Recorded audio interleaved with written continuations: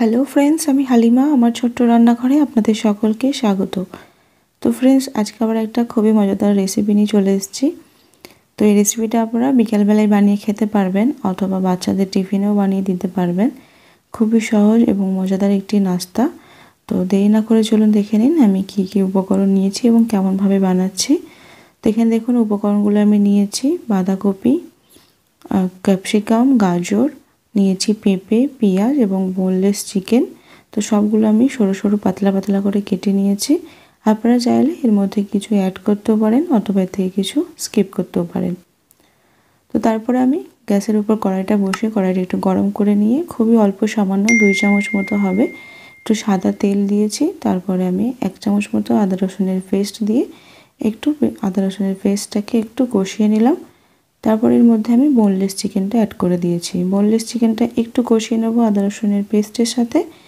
কালারটা একটু বেশ চেঞ্জ হয়ে গেছে। তারপর আমি এর মধ্যে দিয়ে দিচ্ছি কাঁচা লঙ্কা কুচি আর একটু দিয়ে দিচ্ছি চিলি ফ্লেক্স। আপনারা চাইলে লাল লঙ্কার গুঁড়ো দিতে পারেন অথবা গোলমরিচের গুঁড়োও দিতে পারেন অথবা শুধু কাঁচা লঙ্কাটাও দিতে পারেন। তো খুব ভালোভাবে আমি এটা নাড়াচাড়া করে নিয়েছি বা কষিয়ে নিয়েছি। বোনলেস চিকেন বয়েল হতে বেশি দেরি হয় না যদিও। তো তারপরে আমি সমস্ত ভেজিটেবলসগুলো অ্যাড করে দিচ্ছি। তো ভেজিটেবলসগুলো আমি যেটা আগেও বললাম, আপনারা এর মধ্যে থেকে কিছু বাদ দিতেও পারেন অথবা কিছু অ্যাড করতেও পারেন। তো এই ভেজিটেবলসগুলো এখন শীতের সময় খুবই ইজিলি পাওয়া যাবে। তো খুবই সহজ, আপনারা দেখে বুঝতেই পারবেন। রেসিপিটা প্রথম থেকে শেষ পর্যন্ত দেখুন, আশা করি খুবই ভালো লাগবে। আর এই যে রেসিপিটা আমি বানাচ্ছি, এখন যে ভেজিটেবলস দিয়ে যে পুরটা আমি রেডি করছি, এই পুরটা বানিয়ে আপনারা রুটির সাথেও খেতে পারবেন। খুবই মজার হয় আর বানানোও খুবই সহজ। আর রেসিপিটা বানিয়ে বাচ্চাদের টিফিনেও দিতে পারবেন। তো আমি একটু লবণ দিয়ে একটু নাড়াচাড়া করে একটু ঢাকা দিয়ে রেখে দিয়েছিলাম। দেখুন তাতে করে সমস্ত ভেজিটেবলসগুলো একটু হালকা নরম হয়ে গেছে আর ভেজিটেবলস থেকে বেশ একটু জলও ছেড়েছে। তো আমি একটু হালকা করে দিয়ে দিচ্ছি হলুদের গুঁড়ো, মানে হাফ চামচেরও কম আমি হলুদের গুঁড়ো দিয়ে দিচ্ছি। তো একটু নাড়াচাড়া করে আমি ঢাকা দিয়ে একটু ফাইনালি বয়েল করে নেব। তো বন্ধুরা দেখুন, এখানে আমি একটু ঢাকা দিয়ে দিচ্ছি। তো কিছুক্ষণ পর প্রায় 5 থেকে 6 মিনিট পর আমি ঢাকনাটা খুললাম। এই ভেজিটেবলসগুলো বেশ নরম হয়ে গেছে। এই মুহূর্তে আমি এর মধ্যে সস অ্যাড করব, সয়া সস আর টমেটো সস। খুব বেশি না, 2 চামচ করে অ্যাড করলেই হবে। তো আবার ভালো করে আমি সসগুলোর সাথে ভেজিটেবলসগুলো আমি মাখিয়ে নেব। আর অবশ্যই লবণটাকে একটু টেস্ট করে নিতে হবে। লবণটা আমরা যেহেতু প্রথমে একটু কম দিয়েছিলাম আর সয়ার সাথেও অবশ্যই একটু লবণ থাকে, তো একটু টেস্ট করে নেব।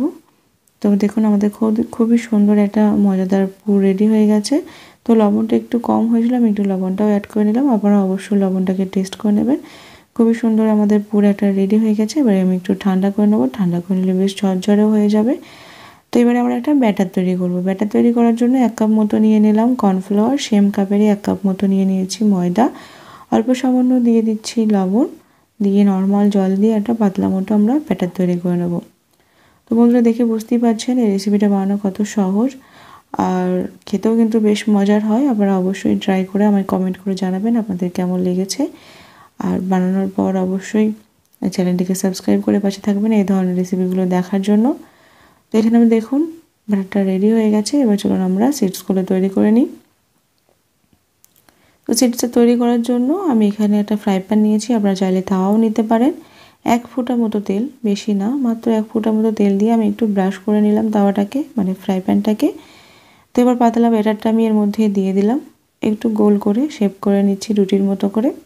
গ্যাসের ফ্লেমটা লো টু মিডিয়াম রেখে আমরা এই সিডটা তৈরি করে নেব। তো দেখুন সিডটা উপর দিকটা বেশ ড্রাই হয়ে গেছে আর চারি সাইড থেকে বেশ খুলে খুলে আসবে। তো আমাদের সিডটা রেডি হয়ে গেছে।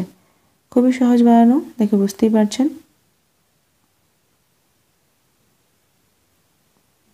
তো সিডটা আমাদের রেডি হয়ে গেছে। তো এইভাবে করে সমস্ত সিডসগুলো আমি তৈরি করে নেব। আবারও দিয়ে দিলাম ব্যাটার, গোল করে একটু রুটির মতো শেপ করে নিলাম।